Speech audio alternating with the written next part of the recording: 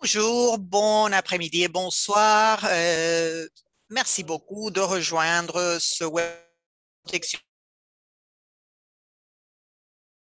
Je voudrais tout d'abord vous présenter la personne qui fera les commentaires d'aperture. Yvonne fait partie de la FES à Genève et vous connaissez probablement cette institution. Ils sont une organisation qui soutient les travailleurs de l'informel et Yvonne a particulièrement soutenu au cours des années les différentes conférences à Genève et bien sûr, nous espérons que l'année prochaine, nous pourrons le faire.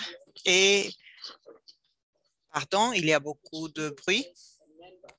WeGo fait partie de ce réseau. Donc, merci à la FES et à Yvonne de nous donner son soutien pour cet événement. Yvonne, vous avez la parole. Merci beaucoup, Karine, de cette présentation. Au nom de la Friedrich Ebert Stiftung.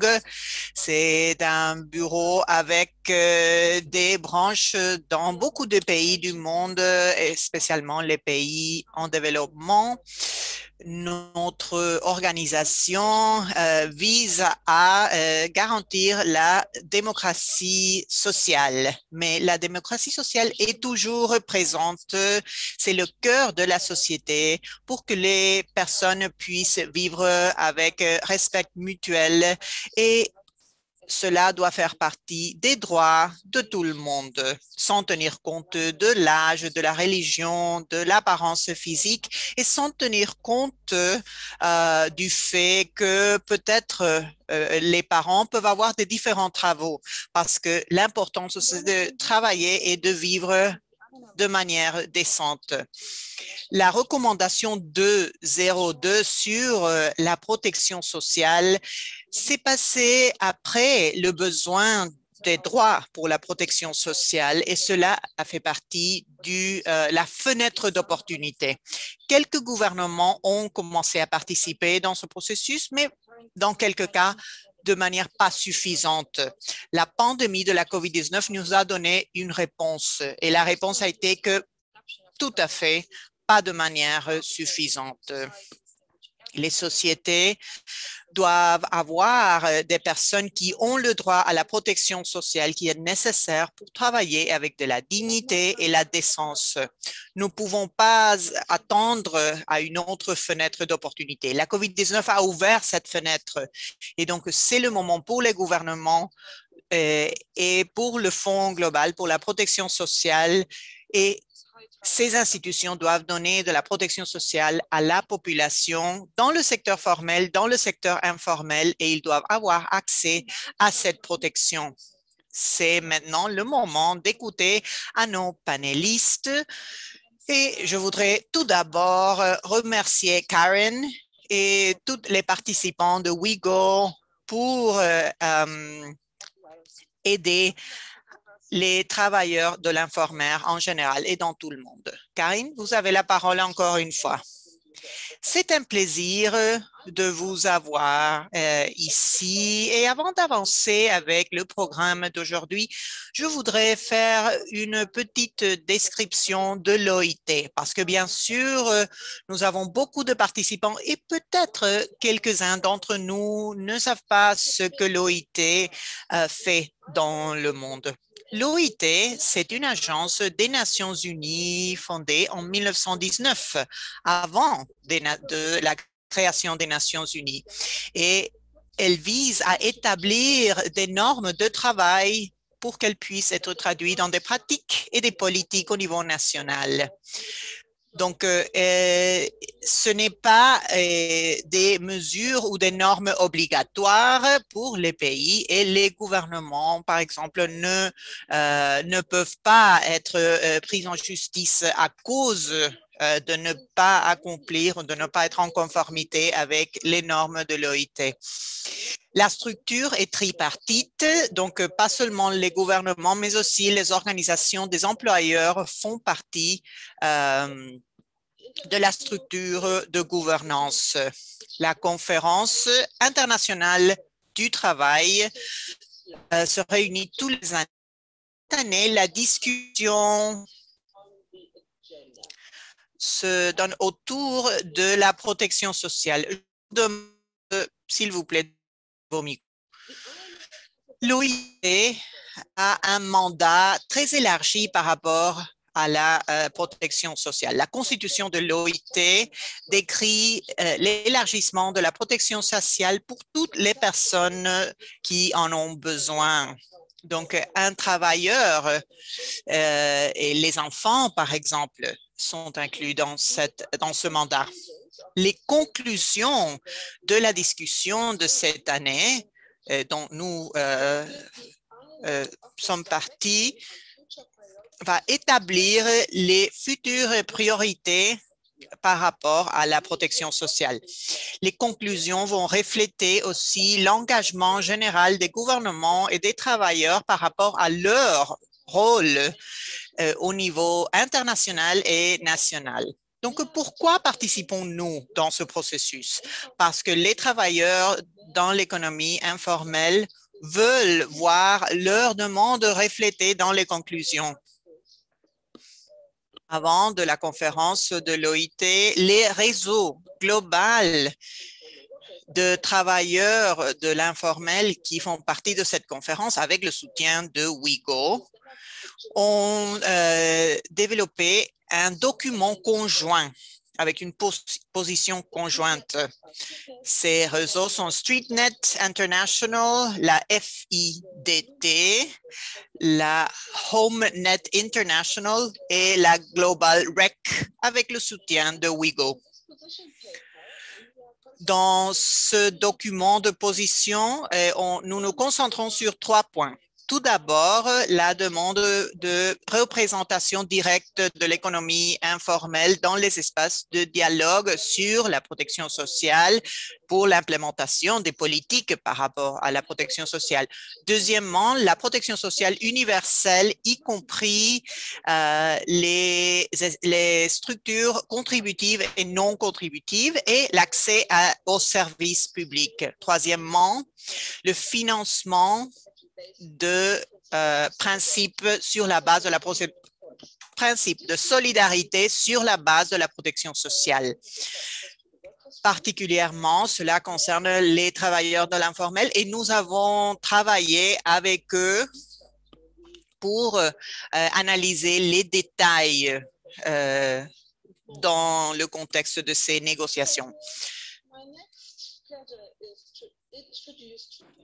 Maintenant, je voudrais introduire les panélistes et je vais le faire dans l'ordre dans lequel ils apparaissent dans le programme. Tout d'abord, je voudrais introduire Lorraine Sibanda. Elle est la présidente de StreetNet International et la présidente de l'Association d'économie informelle de Zimbabwe. Zaida Feroz, elle est de HNI et je ne sais pas, la prochaine, je ne sais pas prononcer, mais elle fait partie d'une organisation de récupérateurs de déchets et fait partie des organisations de Buenos Aires, Argentine et de l'Alliance globale de récupérateurs. Troisièmement, Zaida Feroz, j'espère de l'avoir prononcé correctement, elle fait partie du groupe international du HomeNet International et la secrétaire de la Fédération des travailleuses de Pakistan. Carmen Brites, elle est la vice-présidente de la FIDT. Elle vient de l'Argentine et elle fait partie aussi de UPAC en Argentine aussi. Sonia George, elle est la secrétaire générale de Savers, c'est l'association à Kerala en Inde. Et cette association continue à être l'organisation la plus grande dans ce sujet. Et finalement, Luca Pellerano est spécialiste pour l'OIT, pour le travail informel et la protection sociale. Elle a beaucoup d'expérience. Vous pouvez lire les détails, bien sûr, dans sa biographie. Nous pouvons la distribuer et vous pouvez lire aussi encore de détails sur les autres panélistes. La structure sera la suivante. Nous aurons 2 rondes de questions et je vais les décrire en détail plus tard. Je voudrais vous rappeler que les panélistes ont 5 minutes pour répondre aux questions.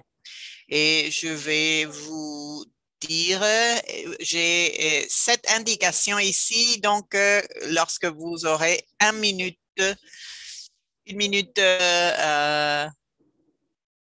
OK? Donc, même pour les personnes de l'Amérique latine, c'est 1 minute, d'accord? Qui reste dans leur intervention. Après, Anouka. Et elle répondra à une question séparée et après une petite séance de questions et réponses. Nous n'avons pas beaucoup de temps, donc si vous voulez, vous pouvez écrire des interventions sur le chat. Et finalement, je voudrais vous dire que nous avons en ce moment-là 137 participants, y compris les interprètes, mais je pense que c'est vraiment un nombre très intéressant. Donc, nous allons commencer maintenant avec la partie principale de l'événement. Lorraine, Jacquelina et Saïra. La première question pour vous, c'est si vous pouvez nous dire pourquoi l'inclusion des travailleurs de votre secteur dans la couverture de la protection sociale est si important pour leurs moyens de subsistance ou pour leur subsistance. Lorraine, vous avez la parole. Merci beaucoup, Karine. L'inclusion des travailleurs de l'économie informelle dans les plateformes de protection sociale est très importante parce que en ce moment-là, l'informalité est en train d'augmenter et plusieurs travailleurs ont commencé à travailler dans le secteur de l'informel et le travail précaire continue à augmenter aussi dans les différents pays. C'est très important d'avoir et d'inclure les travailleurs de l'informel dans les schèmes de protection sociale. La cause, c'est parce que ces travailleurs sont vulnérables en ce moment-là, particulièrement à cause de la pandémie de la COVID-19. À cause de cela, les personnes ont l'accès limité aux soins de santé. De la préoccupation de la 3e vague de COVID-19, les personnes obtiennent encore d'informations sur la COVID-19 et cela est très important pour eux de savoir sur la prévention et le programme de vaccination. Donc, les travailleurs de l'économie informelle, le numéro de travailleurs de l'informel augmente tous les jours et c'est essentiel d'assurer leur accès au réseau de sécurité et de protection. Lorsqu'on parle de protection sociale, il y a une préoccupation particulièrement pour les travailleurs de l'informel. Et les femmes ont aussi les tâches de soins non rémunérés. Ils doivent faire cela, mais aussi elles doivent obtenir un revenu. Donc, c'est particulièrement important de faire en sorte qu'elles puissent accéder à la protection sociale pour couvrir la population vulnérable.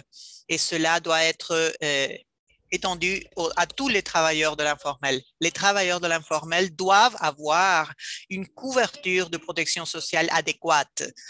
C'est très important de travailler ensemble pour assurer leur inclusion. et aussi pour les impliquer dans les dialogues sur la protection sociale pour qu'elles puissent parler, s'exprimer et parler sur leurs problèmes de la manière plus adéquate. Je pense que voilà. Merci beaucoup. Merci beaucoup parce que vous avez été très concrète dans votre intervention et je suis sûre que beaucoup de travailleurs de l'informel partagent ces expériences. Maintenant, on va écouter à Jacquelina de l'Argentine.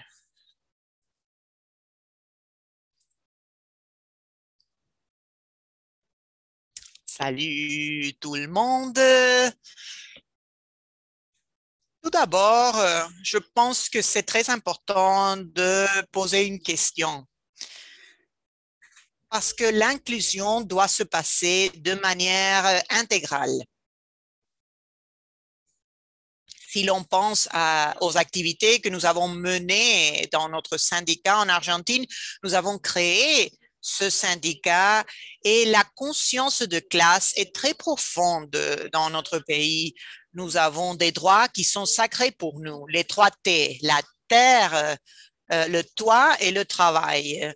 Et c'est un projet très ambitieux et nous considérons qu'à partir de cette intégration du développement humain de manière intégrée, nous pourrons approfondir les politiques. Moi, je suis récupératrice et je suis une femme et nous savons que les oppressions sont souffertes par les femmes particulièrement. Mais parfois, nous ne parlons pas sur tout le travail que nous faisons avec les femmes. Dans le secteur de la récupération de déchets, nous avons pu créer le syndicat pour les récupératrices et cela fait partie de la Fédération argentine de récupérateurs et recycleurs. Et nous représentons de cette manière les trois approches des récupérateurs. De cette manière, nous avons pu articuler notre travail et à partir de ce syndicat, dans le contexte de l'économie populaire et de l'économie formelle, informelle, pardon, c'est de cette manière que nous avons pu contribuer à Global Rec parce que à partir de l'unification et de notre intégration dans le monde, c'est les récupérateurs et les récupératrices du monde que nous avons mené ce travail de manière gratuite parce que nous protégeons l'environnement, nous protégeons nos maisons, mais nous le faisons de manière gratuite. Donc, je pense que les défis ont à voir avec les entreprises parce que nous consommons leurs produits, mais ils ne s'occupent pas de ces tâches. Par exemple, Coca-Cola, nous, nous sommes les personnes responsables de récupérer leurs matériaux, mais de manière gratuite. Donc, nous devons mener un plan de développement intégral, mais nous devons aussi pouvoir formuler des politiques publiques pour représenter notre secteur et engager avec l'État. La présence de l'État est très importante parce que c'est l'État qui doit protéger les droits de ces travailleurs, mais le secteur privé aussi. Lorsque nous promouvons la loi de responsabilité élargie des producteurs en Argentine et dans le monde, ce que nous visons à faire, c'est de générer un espace pour les politiques publiques pour assurer un travail décent avec nos droits protégés et avec le revenu lorsque nous travaillons parce que nous méritons cela. Donc, je pense que le pouvoir des syndicats, de l'unité des travailleurs et des travailleuses est très important pour pouvoir mener des discussions pertinentes. Les grandes entreprises au niveau global doivent être responsables parce que nous sommes dans une pandémie et les organisations des récupérateurs ont fait en sorte que la planète ne soit pas détruite avec les tonnes et les tonnes de déchets que nous récupérons. Nous avons fait partie de ce processus. Merci.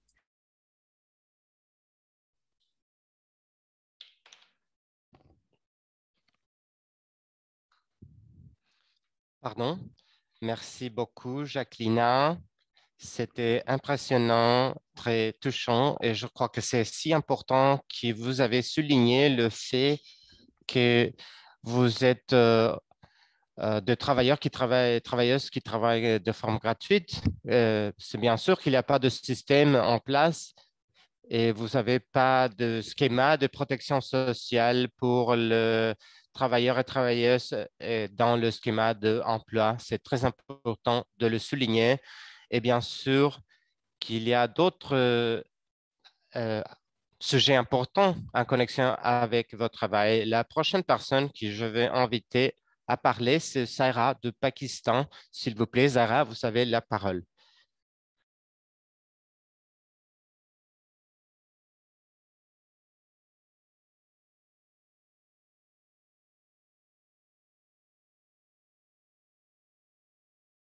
Pardon, il y a de bruit dans la chaîne.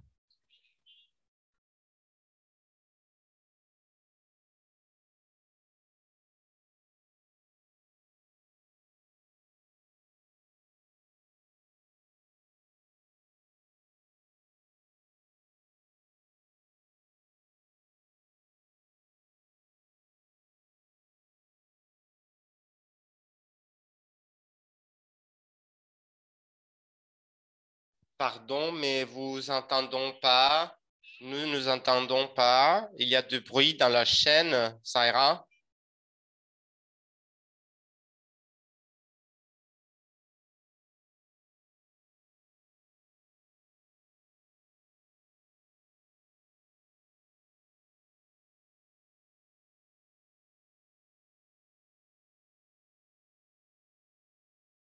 Sarah, je suis désolé, mais on ne vous entendons pas.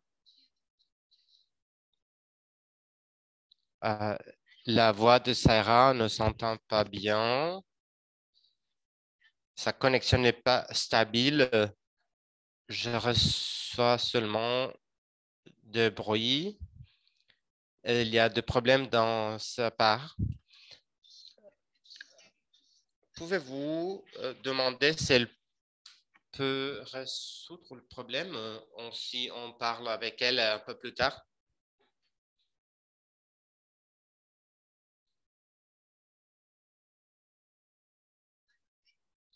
Sarah, peut-être maintenant il n'y a pas de bruit.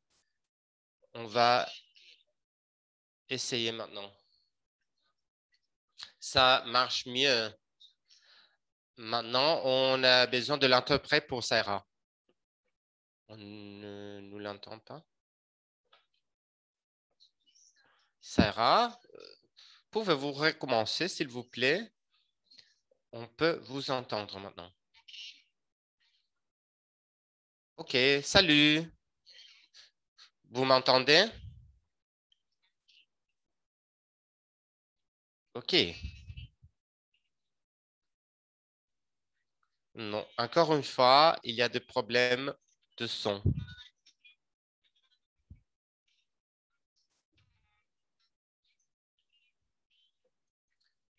Encore une fois, il y a des problèmes.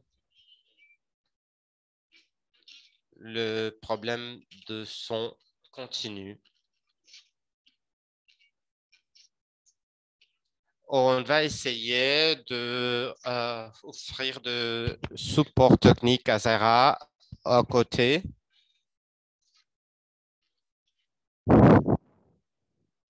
Salut Sarah, le problème continue. Euh, je m'excuse, on a encore le problème.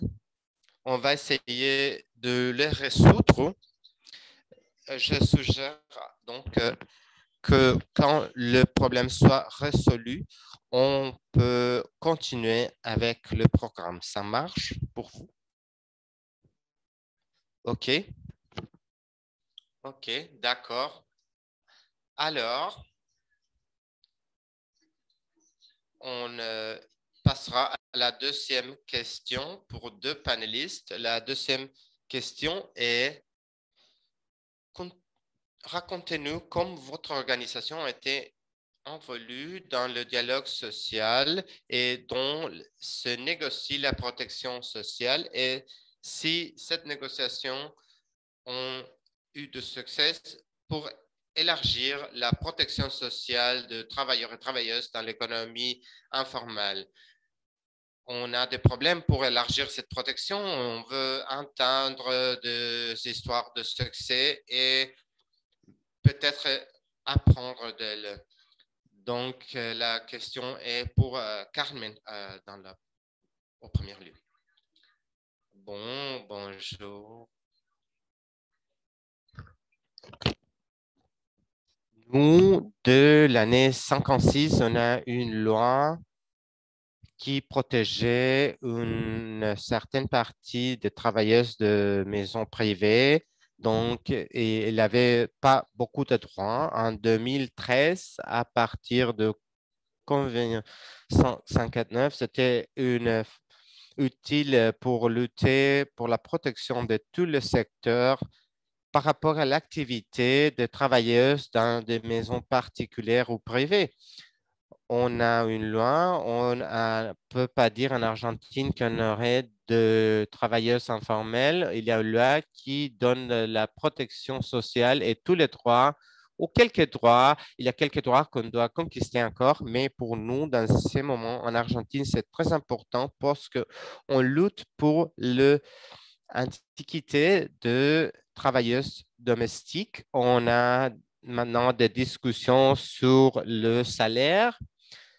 Il y a un groupe de discussion entre l'État, les travailleuses et le secteur privé. Il y avait du succès parce qu'on a articulé avec l'État, on a participé dans une commission pour le travail dans cette loi et l'État a écouté les travailleuses domestiques. Ça nous a pris quelques efforts, mais la loi établit de salaires dignes. Il devrait être de salaire digne. Il y a des discussions dans cette commission. Il y a des vacances pour les démissions. Il y avait une indemnisation de 50%. On a achevé les 100%. On a des heures pour se reposer. On a établi de 8 heures de travail par jour. On a établi aussi 5 catégories. On a conquis que tous les travailleuses en Argentine doivent avoir de sécurité sociale avec un seul système de sécurité sociale pour le secteur. Et c'est très important pour nous, mais on continue en combattant pour hiérarchiser les travailleuses comme travailleuses, c'est-à-dire les travailleuses domestiques, parce que sinon, on n'aurait pas 1 million et plus de travailleuses domestiques. Argentine était un exemple à suivre pour plusieurs des pays qui nous ont demandé. On a pu offrir de consultations pour d'autres gouvernements pour qu'ils aient protection sociale conquis, comme dans le Panama, le Mexique, de Costa Rica aussi, de Paraguay, tous ces pays on a pu leur aider pour inclure la sécurité sociale. Il manque encore beaucoup de choses à faire. Il y a des pays qui ont des lois pour le faire de travailleuses formelles. C'est différent si elles sont des travailleuses informelles parce que les employeurs ne suivent pas la loi. Ici, en Argentine, il ne devrait pas avoir de travailleuses informelles parce qu'il y a une loi qui établit que même si elles travaillent 1 heure dans une maison de famille, elle doit être enregistrée. Mais péniblement, on doit continuer à combattre. On a pris ça 100 ans pour créer cette loi et peut-être on doit continuer à combattre pour encore 60 ans pour que tout soit en ordre. De la OIT en Argentine et Genève, on a fait de campagne pour dire ça, c'est du travail, c'est pas une aide. Merci beaucoup. Merci beaucoup, Carmen. C'est encourageant pour tout le monde. Vous avez conquis la participation dans les dialogues tripartis. Mes félicitations et merci pour partager la solidarité que vous avez démontrée avec d'autres organisations dans d'autres pays. Ça, c'est vraiment Un énorme plaisir. Merci beaucoup. Donc, le prochain orateur est Sonia George.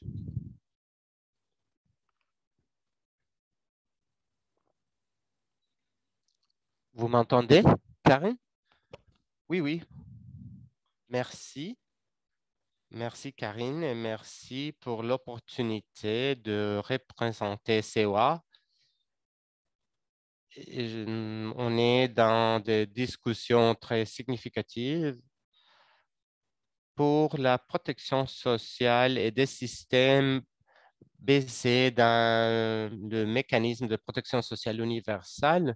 Je crois qu'on a pensé sur ce sujet pendant des années en incluant l'économie informelle et les travailleuses informelles dans les structures de la protection sociale. Comme vous savez, l'Inde, c'est un pays avec plus de 93% de travailleurs du secteur informel avec aucun schéma de protection sociale. CEVA a joué un rôle très important pour la lutte pour les droits de travailleurs et travailleuses informels.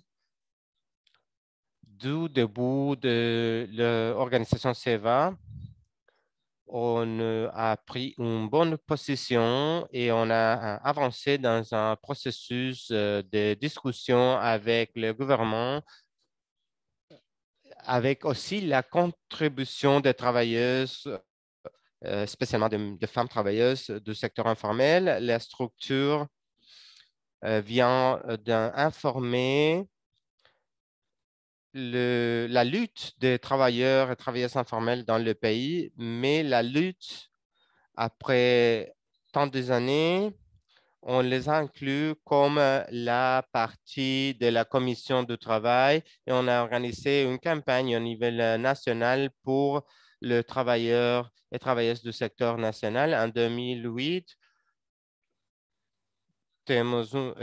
on a conclu une loi pour les travailleurs du secteur informel. On a commencé les négociations avec un format plus inclusif, avec l'inclusion et la régulation de la protection sociale pour le secteur informel, qui a fini avec des schémas de protection sociale pour les travailleurs du secteur informel. Ça s'est passé après 20-25 années de lutte. CEVA à plus de 2 millions de membres. La spécificité du processus est que les travailleurs et travailleuses ne sont pas complètement informels. Les employeurs sont dans des situations un peu invisibles. Un des sujets principaux, c'est cette lutte. Et dans ce contexte, il y a des espaces publics. Les travailleurs font des commentaires et sont les espaces de travail qu'on a négociés pour l'économie informelle. On sait que ce travail domestique, c'est difficile de les inclure dans la normative, dans les lois des employeurs et les employés. Donc, les droits des travailleurs comme des employeurs inclut des travailleuses informelles dans le mécanisme de protection sociale, mais les changements dans la situation du gouvernement, le pays a migré vers un régime plus fasciste. On a des employés du secteur informel. Le changement de système social a fait que plusieurs travailleuses et travailleurs soient hors le système de protection sociale pour les vendeurs de rue et pour les travailleuses domestiques et pour tous ces travailleurs du secteur domestique. C'est une lutte de long terme qu'on doit continuer avec aussi le système de négociation collective qu'on a implémenté. Merci beaucoup. Merci, Sonia. Ce que j'entends de Carmen et de Sonia est que même si on a de bons systèmes implémentés, c'est encore difficile de les implémenter et ça a besoin d'un énorme compromis d'appuyer cette représentation des travailleurs et travailleuses. Apparemment, le problème technique de Saira, c'est résolu. Donc, je voudrais savoir, elle était une travailleuse de la maison et pourquoi la protection sociale, c'est si important pour les travailleurs. Mais, s'il vous plaît, Zara.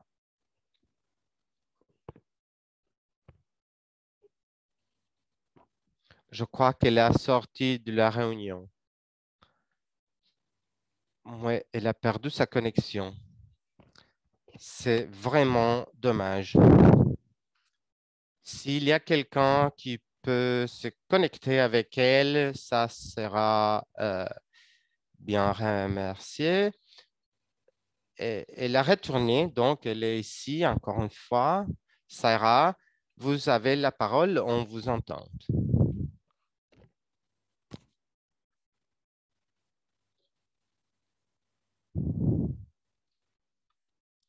Sarah, vous m'entendez?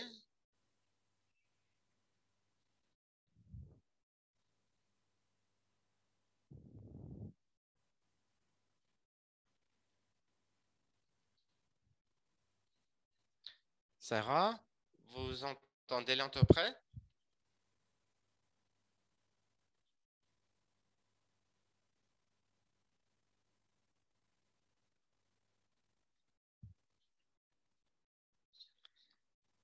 La technologie est un défi, même à l'OIT. On ne pouvait pas nous connecter à la réunion aujourd'hui.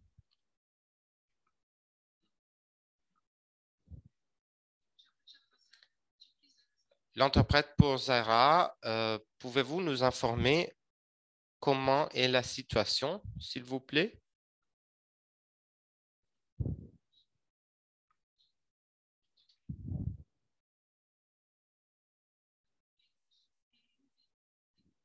Donc, je crois qu'on doit avancer et quand ça soit possible et nous connecter, ça, on retournera parce qu'on veut l'écouter. Mais pour l'instant, je crois... Oh, elle est ici? Salut? Oui? Salut, salut? Oui, salut Sarah. Salut.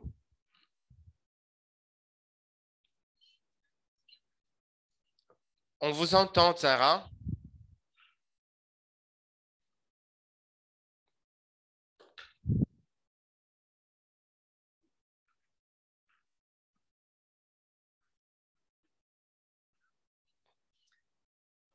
Ah, et on peut même vous voir. C'est magnifique.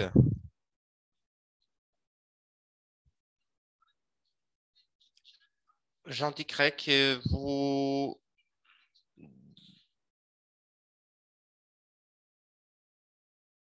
la caméra, on vous voit plus, mais...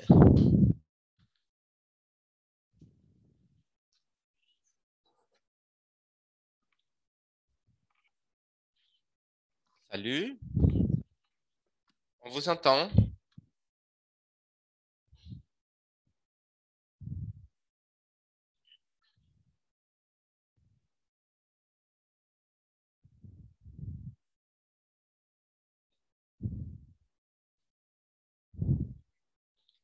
Je n'entends pas. Non, je n'entends rien. On l'a perdu. Désolé. Caroline suggère peut-être quelqu'un peut la téléphoner. On a essayé. On ne peut pas nous connecter. On va continuer à résoudre ces problèmes en parallèle. Donc, on va avancer pour l'instant. Je veux donner la bienvenue à Luca Pellerano de l'OIT.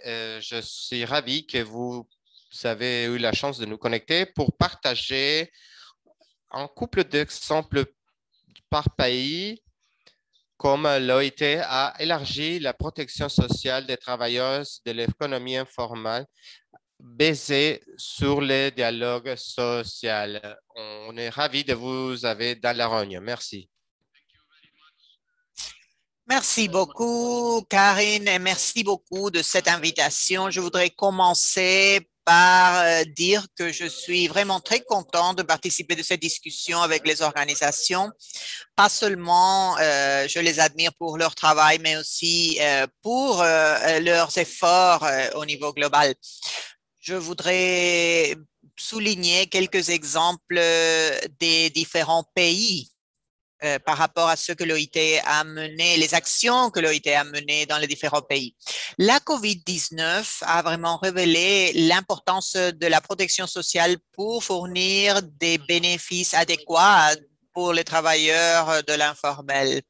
Et c'est l'un des facteurs importants à tenir en compte. Les pays de tout le monde se sont rendus compte de l'importance d'assurer leurs droits et la protection du revenu pour tous les travailleurs, pour ceux qui ne sont pas couverts par les systèmes contributifs, mais qui ne qualifient pas pour les réseaux de sécurité spécifiques. Donc, à cause de ce problème, beaucoup de travailleurs, y compris les migrants, les agriculteurs, les travailleurs domestiques, sont très visibles du point de vue politique. Et leur contribution est très claire. Malgré cela, ils ont souffert beaucoup par rapport à la crise économique et sociale. Les mesures d'urgence n'ont pas pu résoudre les disparités dans l'accès à la protection sociale et aux services sociaux.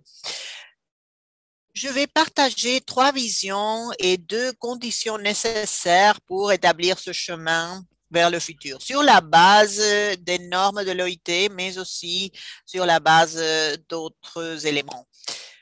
Pour ceux qui sont en train d'entendre cette intervention, la couverture fait partie d'un document de l'OIT qui reflète les bonnes pratiques, les bonnes expériences du point de vue d'élargir la couverture. Et je vais partager le lien. Par rapport à la vision, l'expansion des mesures de protection sociale qui ont été introduites par la plupart des pays pendant la COVID-19 peuvent représenter une plateforme et les bases solides, les socles pour les systèmes nationaux. Cela peut permettre des systèmes de protection sociale universelle. Et cela nécessite d'un changement de perspective. Pas la protection pour les travailleurs de l'informel parce qu'ils sont pauvres. Et au lieu de ça, fournir de la protection sociale pour eux en tant que travailleurs et en tant que citoyens. Donc, ils doivent faire partie du centre des discussions. Le premier niveau de ces discussions, c'est de protéger les travailleurs en reconnaissant les droits des travailleurs de l'informel à l'assurance sociale. Et nous devons faire attention parce que la protection sociale et l'emploi et la séparation entre ces deux choses est un sujet délicat. Donc, la protection sociale doit être renforcée. Mais la question, c'est comment avoir un système d'assurance sociale plus fort qui peut répondre aux besoins des travailleurs dans l'informel.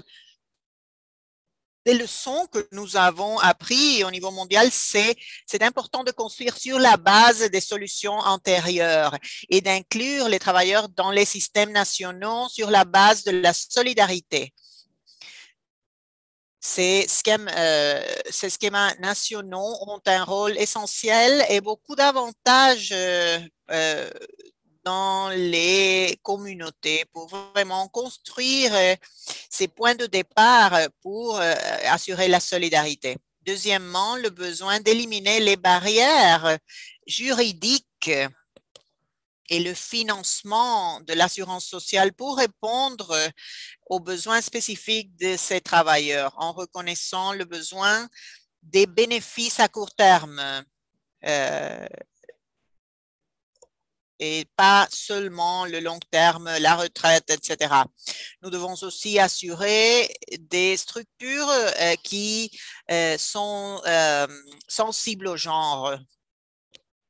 Nous devons reconnaître aussi le rôle de l'État pour mettre en place des subventions pour permettre à ces travailleurs qui ne peuvent pas payer des contributions et faire en sorte qu'ils puissent entrer dans le système.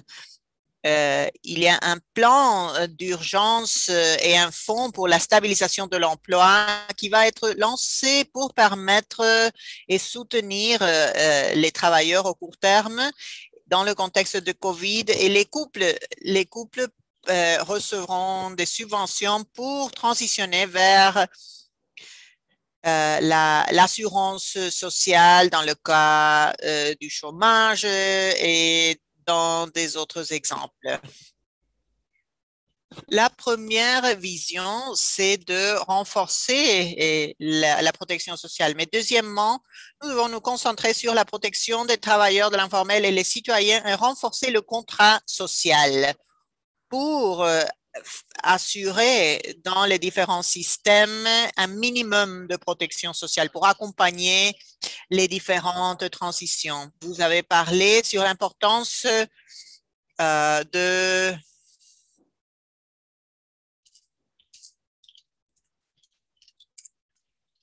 les bénéfices au niveau universel.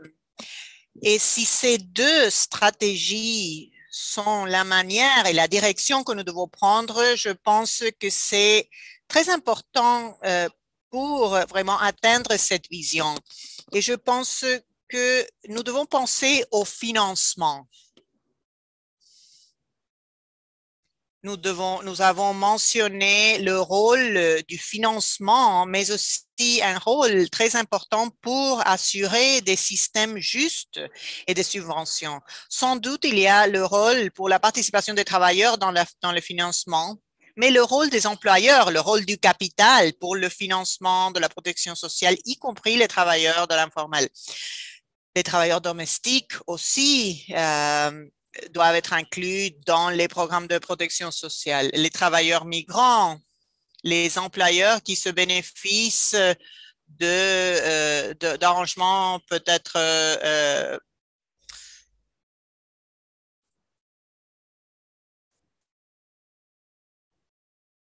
nous voyons comment les entreprises sont en train de trouver des manières pour ne pas respecter leurs obligations fiscales. Nous devons innover dans ce sens et créer un nouveau contrat social pour assurer l'inclusion de systèmes de protection sociale plus universels. Et il y a un exemple très intéressant. Dans quelques pays de l'Asie, il y a un impôt fixe pour couvrir tous les travailleurs de la construction dans les chaînes logistiques et les chaînes de valeur. Et cela va comprendre le cas d'accident des travailleurs. Et c'est une idée très importante pour reconnaître ceux qui travaillent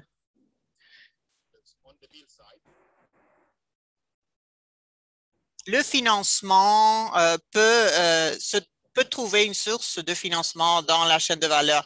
Et la même chose peut se considérer dans les différentes filières et secteurs parce que nous savons comment cela est intégré. J'ai reçu un message que les interprètes vous demandent de parler un peu plus lentement. Merci.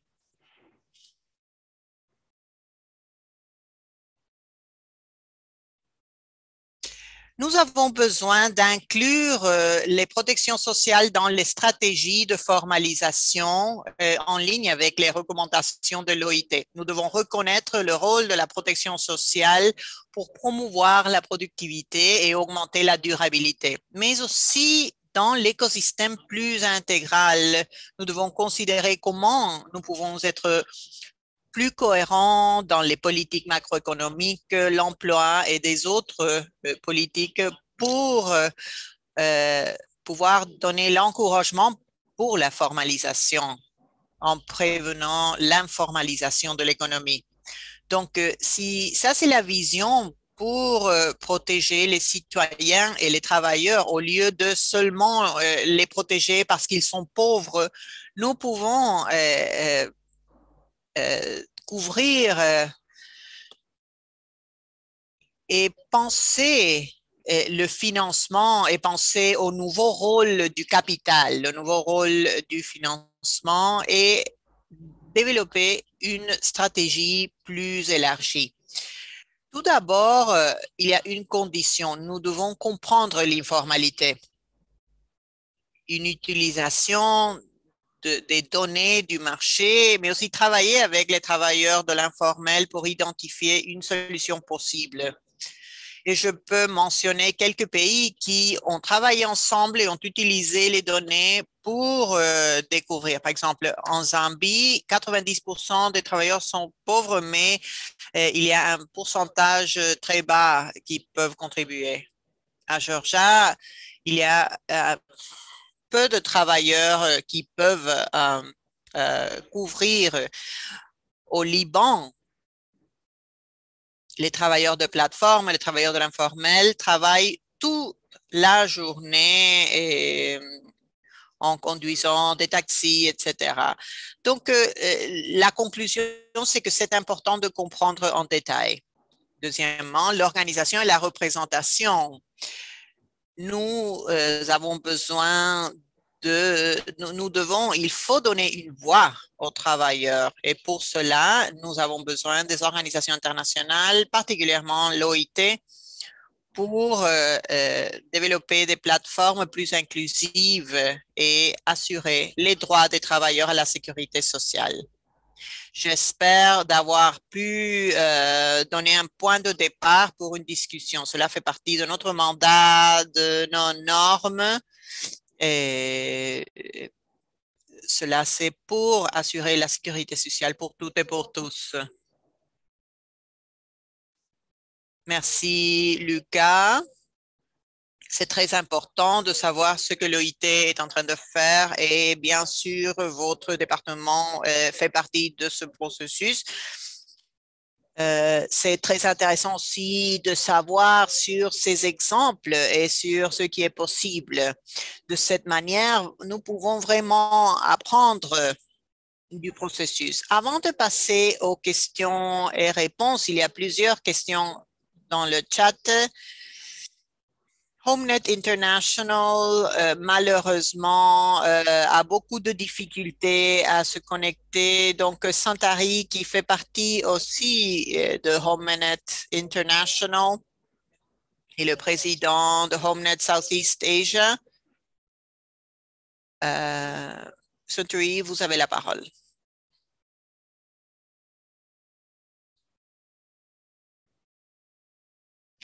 Merci, Karine, de cette opportunité de parler sur HomeNet International. Tout d'abord, la protection sociale est le droit de toutes les travailleuses. Et les travailleurs à domicile sont des travailleuses et doivent être considérées en tant que travailleuses. Si l'on pense aux numéros, aux chiffres, elles sont vraiment très hautes. Selon nos données, nous avons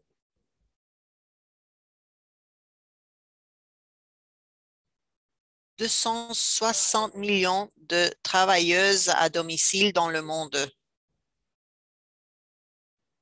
Cela veut dire que 60% des employés dans ce monde, ou du travail du monde, 60% du travail du monde est produit par les travailleuses et les travailleurs à domicile. Un très haut pourcentage du PIB fait partie de ce type de travail. Donc, cela est énorme. La contribution du travail à domicile est énorme à l'économie du monde. C'est pour cela que nous devons pouvoir accéder à la protection sociale. C'est le droit de tous les travailleurs et les travailleuses. Pendant la pandémie, les travailleurs à domicile ont perdu quelques droits. Nous n'avons pas pu vendre nos produits et en même temps,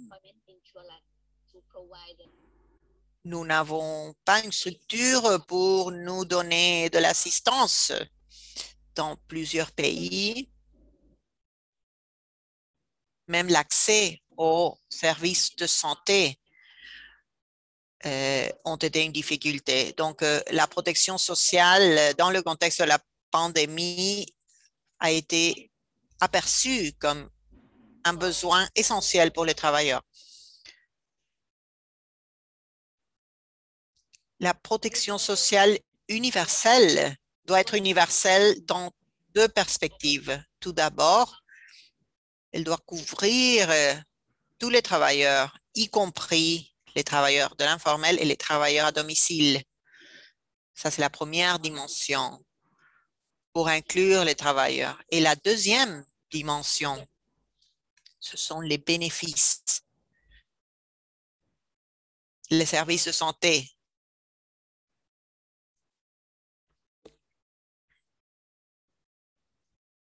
Le revenu, la protection de leur revenu et les bénéfices d'emploi. C'est pour cela que nous voulons dire que les travailleurs à domicile doivent avoir accès à la protection sociale et la protection sociale doit être universelle, un système universel. C'est cela ce que je voulais partager du point de vue de travailleurs à domicile. Merci. Merci beaucoup, Sudari. Et pour vous rappeler, lorsque nous parlons de travailleurs à domicile, il y a deux types. Il y a ceux qui travaillent dans leur maison. L'OIT les considère de manière spéciale dans l'article 177. Et cette convention est très importante et il y a quelques participants qui veulent en discuter davantage plus tard. Donc, l'autre catégorie, ce sont les employés autonomes, les travailleurs autonomes, et cela ne fait pas partie de plusieurs lois d'emploi, mais c'est une différence importante que nous devons mentionner. Maintenant, je voudrais commencer à répondre les questions sur le chat. Je pense que peut-être les panélistes vont répondre tout d'abord et après continuer avec la vision des spécialistes. La première question, c'est quel aspect de la protection sociale devrait être la priorité pour les travailleurs de l'informel et pour quel secteur? C'est les soins de santé, l'accès à la santé, le revenu universel ou des autres types de protection. Par exemple, au Bangladesh, les ONG comme BRAC ont élargi la protection sociale pour inclure l'accès à la santé, les programmes de microcrédit, etc. Donc, qui veut commenter sur ça? Vous pouvez m'indiquer pour le panéliste, ça c'est pour Lorraine, pour Carmen, Zunchi, Sonia, Jacqueline, Carmen. Je veux que vous voulez répondre. J'ai vu qu'il y avait personne qui voulait répondre, donc je vais commencer. Je pense que l'idée principale de pouvoir mener le travailleuse de l'économie informelle, c'est projeter une articulation avec les États, avec un projet de loi. C'est important, je crois, que dans les pays où il n'y a pas une protection légale, ils aillent cette protection légale parce que s'ils ne l'ont pas, c'est très difficile de continuer la lutte. C'est un des points essentiels, je crois. Et évidemment, c'est aussi très important.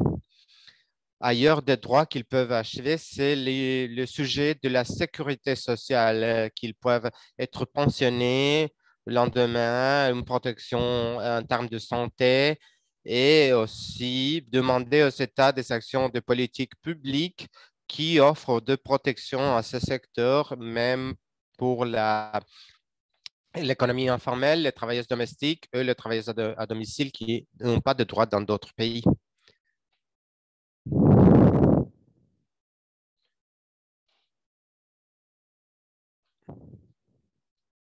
Peux-je contribuer à ce que Carmen vient de dire? Euh, si- oui, Jacqueline. La question était sur la priorité. Quelle est la priorité pour vous? Ça était la question. Pour commencer, la priorité doit avoir avec la priorité du travail qu'on fait, mais aussi on doit commencer à discuter euh, pour l'économie populaire en Argentine, ça a pris quelques années, mais on a priorisé la conscience de classe de travailleuses et travailleurs. On doit discuter le capitalisme. Ce n'est pas possible que ce soit le mercat qui régule la vie de personnes, des femmes et des hommes. L'unité des syndicats doit avoir avec ses droits conçus dès la culture de travail qu'on a. Et c'est aussi lié avec ce sens de partenance. On est une partie du soutien du monde. Le pourcentage de travail pas reconnu et travail informel, c'est un nombre trop large. C'est comme nos compagnies ont dit, c'est la possibilité de discuter des droits de travail pour toutes les personnes, les hommes et les femmes, comme j'aime dire, le travail ordonne notre vie. Ça doit avoir avec cette conception profonde. On ne peut pas permettre que ce soit le marché qui ordonne la vie de tous les travailleurs et travailleuses. Merci beaucoup, Jacqueline. De vous deux, on peut parler avec la pension et la reconnaissance de travailleurs du secteur informel comme de travailleurs et travailleuses et de droits de protection sociale. Je vois qu'il y a une question spécifique pour Lucas. L'OIT croit encore le paradigme de emploi complet. Je demande ça à cause de l'exemple de Jordan. Luca, Lorraine est aussi sur la liste, mais Luca, pouvez-vous répondre, s'il vous plaît?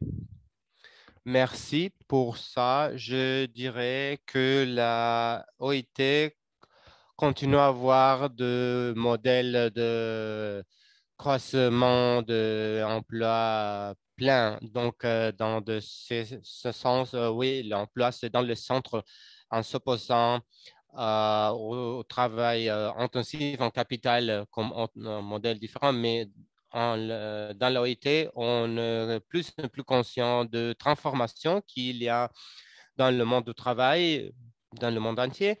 Et le système de protection sociale, et le système de baiser dans les contributions ont été créés dans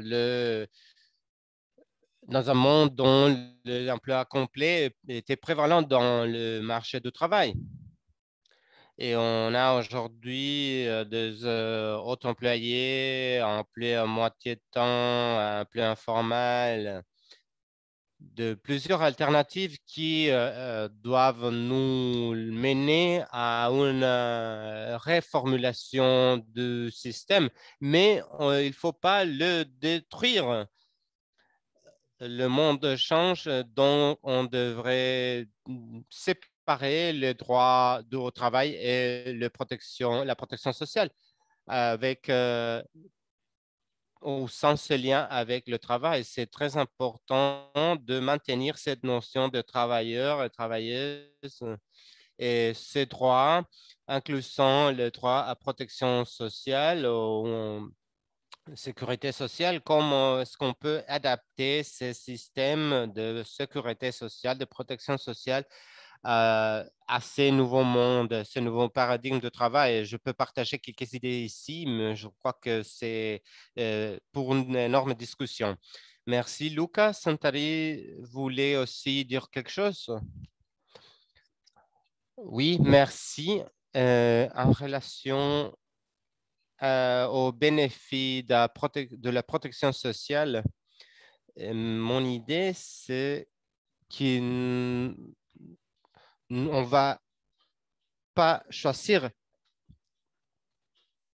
mais on veut le bénéfice de tous les travailleurs et travailleuses.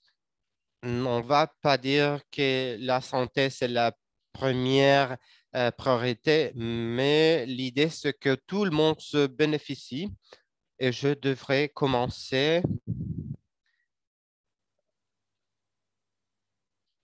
avec l'organisation des travailleurs informels dans mon pays. Notre loi de travail ne permet pas aux travailleurs informels d'établir des syndicats.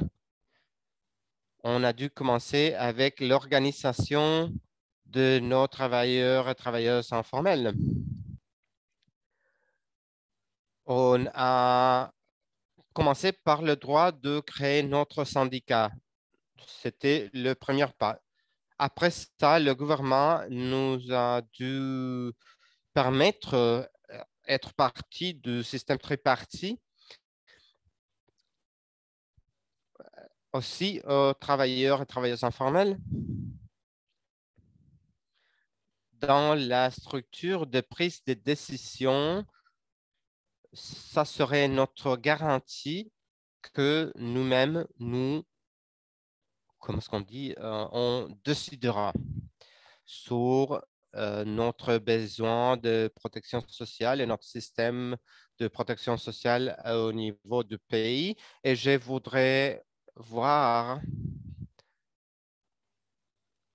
qu'on travaille proche avec les États des pays membres pour apercevoir l'importance, la relevance des organisations de travailleurs et travailleuses informelles. C'était l'idée que je voulais partager. Merci, Santari. C'est très clair que tout commence avec la reconnaissance de travailleurs et travailleuses dans le secteur informel comme des travailleurs qui peuvent s'organiser, avoir des syndicats et de s'asseoir à la table.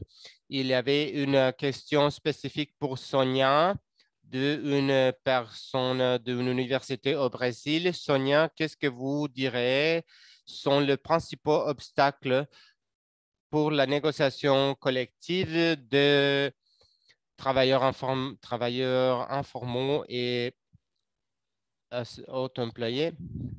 Merci. Je crois que, comme Santari vient de dire, la nature du travail de travailleurs informaux et la nature de travail qu'ils font, c'est très important d'organiser les travailleurs comme les travailleurs et travailleuses domestiques.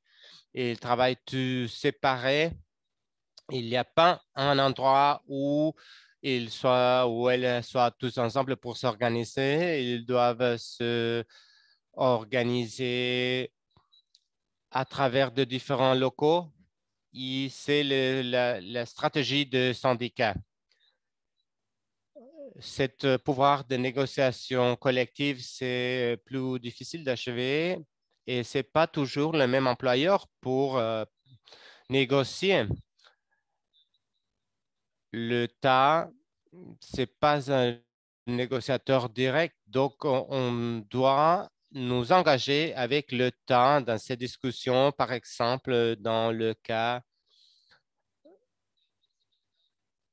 les autorités municipaux ou la police, on doit discuter ou négocier avec ces agents.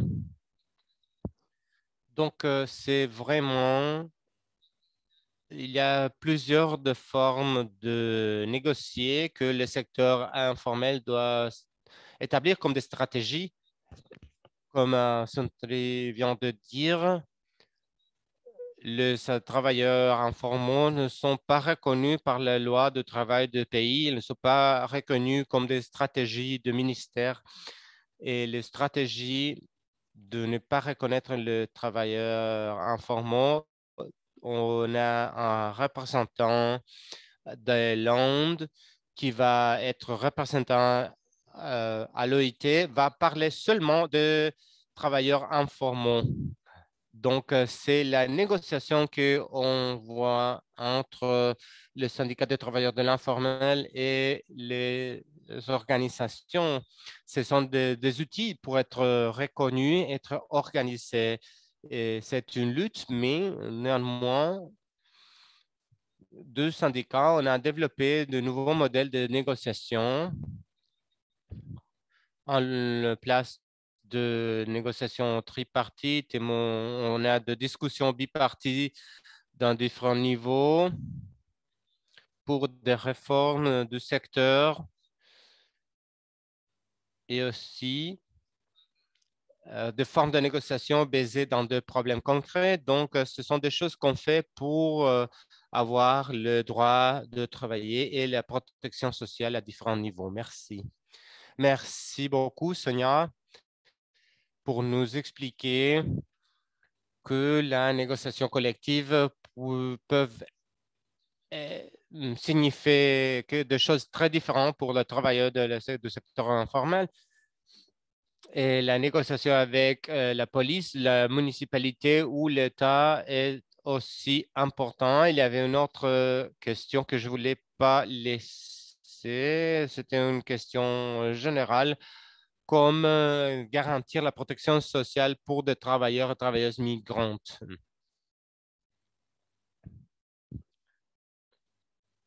Et donc, je vois la main de Cam. Merci, Carmen. Je voulais parler justement sur la migration. C'était justement ce que je voulais dire, Karine, parce qu'il n'y a pas de protection de droits de la protection sociale pour nos amis migrantes, spécifiquement pour les travailleurs et travailleuses domestiques et travailleurs informals. Je crois qu'une priorité, comme Sonia vient de dire et d'autres personnes ont dit aussi, la modification des lois ou les projets pour des lois qu'il y a dans de différents pays.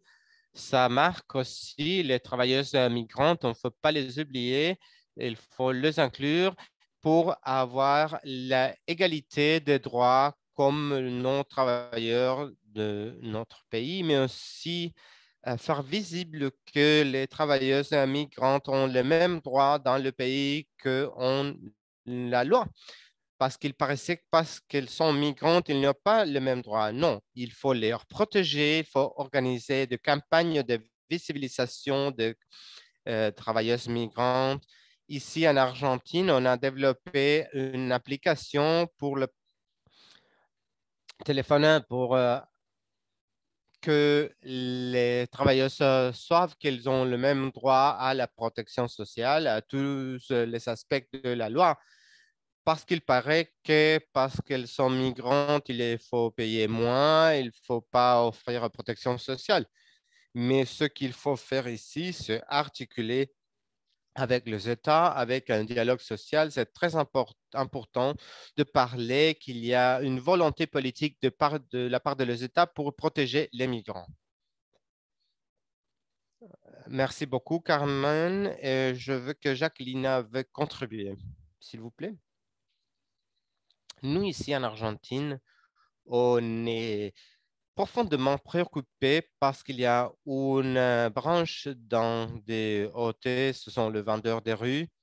Et la vérité, c'est qu'on est très préoccupé parce que l'État ne assiste pas avec des droits d'avoir créé son travail pour être migrant, pour le fait d'être migrant, et souffre de la violence. Et ici, en Argentine, je suis à Buenos Aires, la capitale de l'Argentine, où l'État est absolument violent ils ont besoin de l'organisation, ils sont partie de l'organisation, mais il faut noter que moi, récupératrice, avec mes compagnons de générant le travail de récupération, on a discuté des politiques publiques, mais c'est aussi lié avec cette oppression et c'est lié aussi à notre compromis humain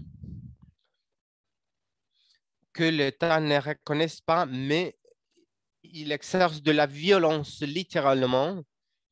Donc, c'est une autre raison pour que le droit à être partie d'un syndicat ne devrait pas être même mentionné et ça ne devrait pas être lié à notre lieu de naissance.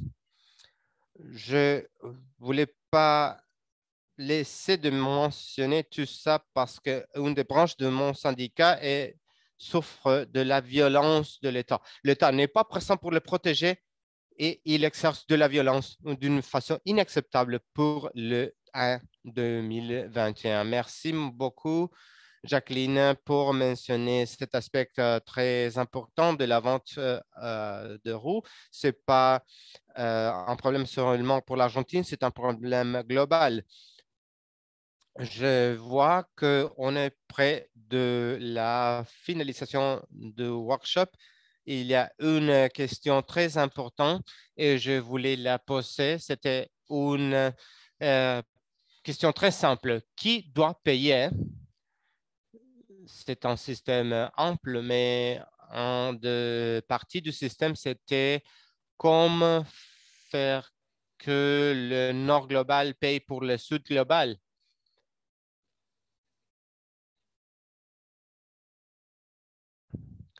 On a des discussions aussi à l'OIT. On a peut-être des idées sur ça. Qui doit payer, s'il vous plaît?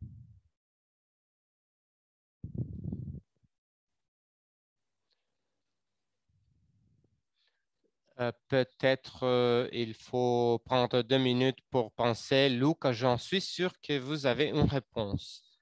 Oui, c'est la question centrale, je dirais. Il faut dire si on voit que ce que l'OIT dit dans ces normes, j'aime bien retourner aux normes parce qu'ils ont établi que l'État a la responsabilité de financer et offrir la protection sociale. La garantie doit être fournie par l'État. Donc, c'est le premier indicateur de normes. Et le second indicateur, c'est que quand doit diviser la contribution des employeurs et les travailleurs, l'employeur doit payer plus de 50% de coûts. Les employeurs ou capital sont partie de ce contrat social qui doit offrir cette provision sociale pour les travailleurs de l'informel ou les travailleurs en général.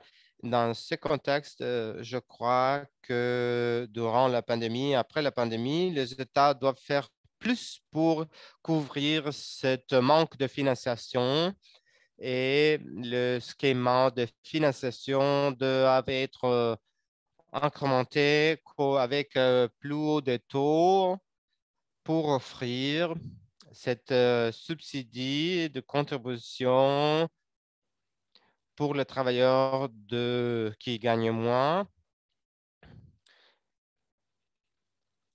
mais la participation de tous les travailleurs doit être considérée. Ça doit être observé dans tous les pays du monde qui ont plusieurs nécessités de protection sociale et limitations financières, spécifiquement dans ces mondes actuels, pour le penser pour la période post-COVID.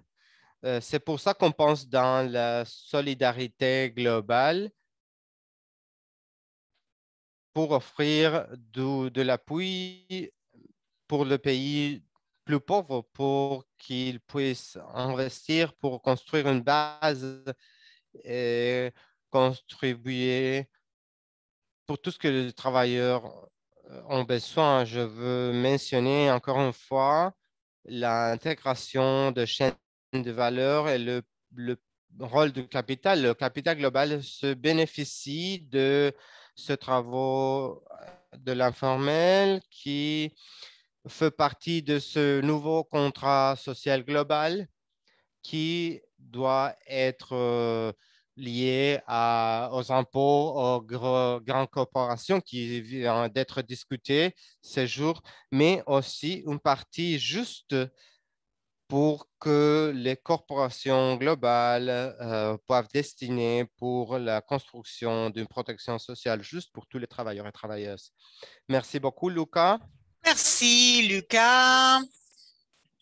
Lorraine n'a pas parlé trop, donc je voudrais dire que vous êtes les trois dernières oratrices, donc allez-y. Suntari.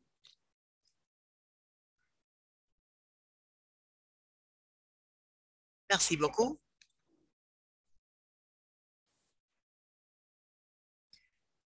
Je pense que nous devons penser au premier pas parce que les travailleurs de l'informel contribuent beaucoup à la croissance économique du pays et ce sont les employeurs, pardon, ce sont les employeurs qui doivent payer, sans doute, parce que nous produisons le bénéfice pour eux.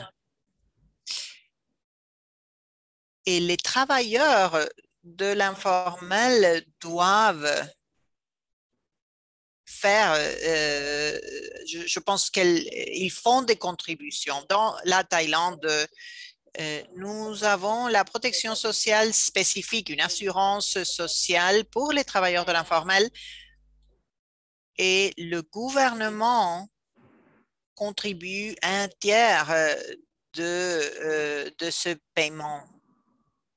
Et les travailleurs de l'informel, comme j'ai dit, contribuent un tiers. Et je pense que la contribution des employeurs doit être considérée et doit être importante. En même temps,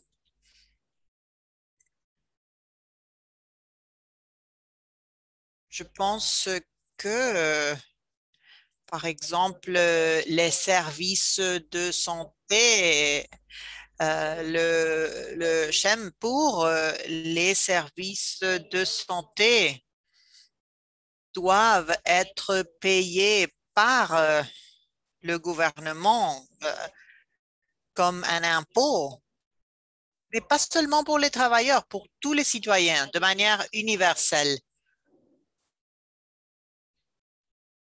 La protection sociale doit être assurée pour les citoyens. Cela doit être la responsabilité du gouvernement à partir des impôts.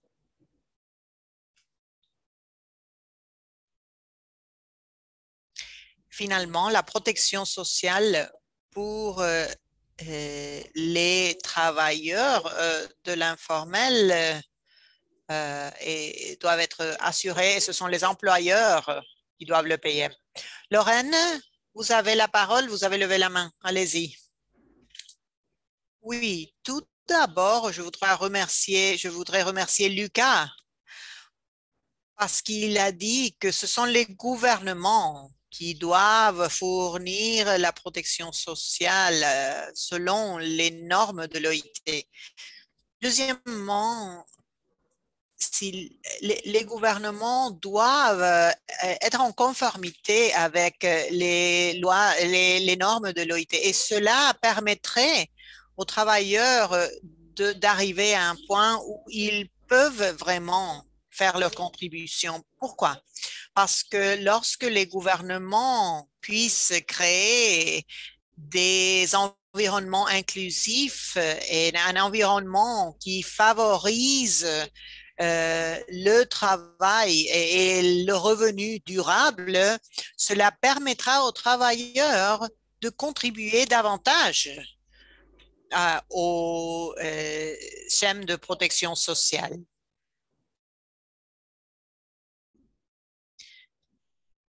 Mais si l'on a un environnement où les travailleurs de l'informel continuent à être considérés de manière négative, donc les gouvernements, par exemple, qui font des actions pour détruire le lieu de travail des travailleurs de l'informel. Donc, de construire et de permettre des espaces où ils puissent travailler de manière libre. Cela permettra à les deux parties de trouver un accord pour travailler et assurer une protection sociale durable. Merci. Merci beaucoup, Lorraine. Je vais donner la parole à Carmen et après on va finaliser. Je voudrais seulement mentionner l'exemple des travailleuses domestiques en Argentine par rapport à la sécurité sociale. Vous savez bien que les syndicats des travailleurs en général euh, fournissent des services de santé aux travailleuses domestiques et à autres travailleurs aussi. Donc, les contributions viennent de l'employé et de l'employeur. C'est un système unique pour les travailleuses domestiques. Ici, les employeurs payent l'assurance pour les accidents dans le lieu de travail et aussi dans le parcours entre la maison et la maison de l'employeur. L'employeur paye aussi l'assurance retraite pour faire en sorte que la travailleuse domestique puisse accéder à une retraite et l'assurance santé. En tant que syndicat, leur système d'assurance va fournir les services de santé nécessaires.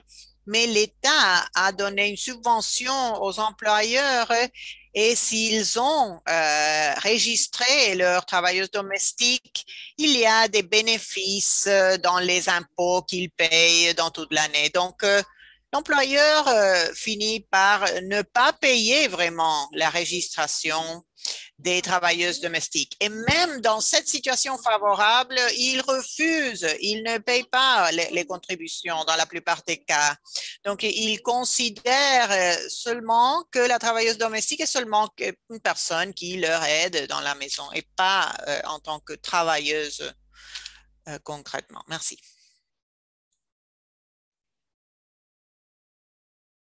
Merci. Merci à toutes et à tous.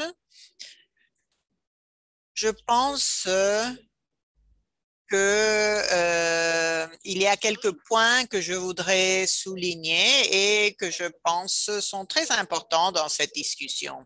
Tout d'abord, le concept que Lucas a présenté, le change de paradigme euh, pour passer seulement des travailleurs pour les citoyens comme partie de l'économie informelle.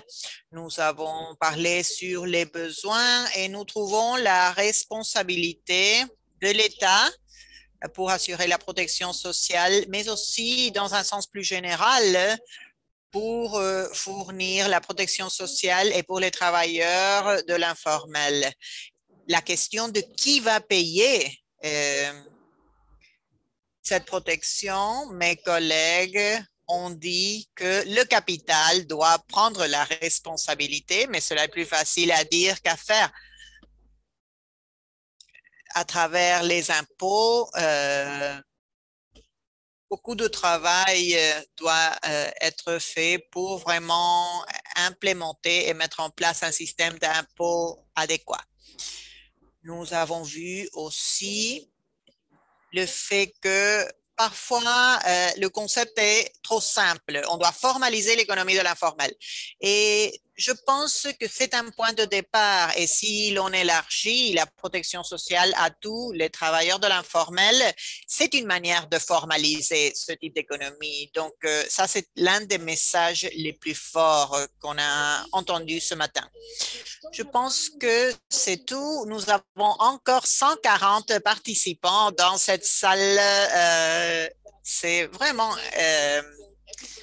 incroyable et j'espère que tout le monde sera d'accord.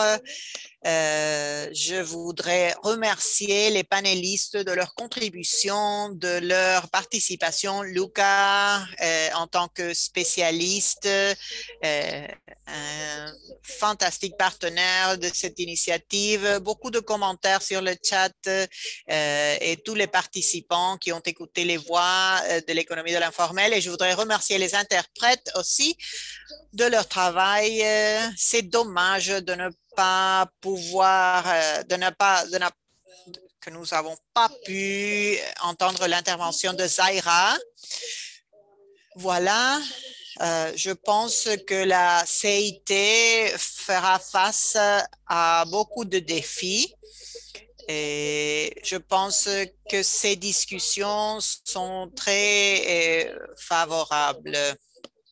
Mais c'est la première fois que nous avons 140 participants dans une même réunion. Je suis très contente avec cela. Merci beaucoup et nous restons en contact. Nous devons soutenir les organisations. Le message le plus clair, c'est de reconnaître les travailleurs de l'informel et d'assurer leur organisation et les droits de créer leur syndicat et leur organisation. Merci beaucoup et on se revoit bientôt. Merci.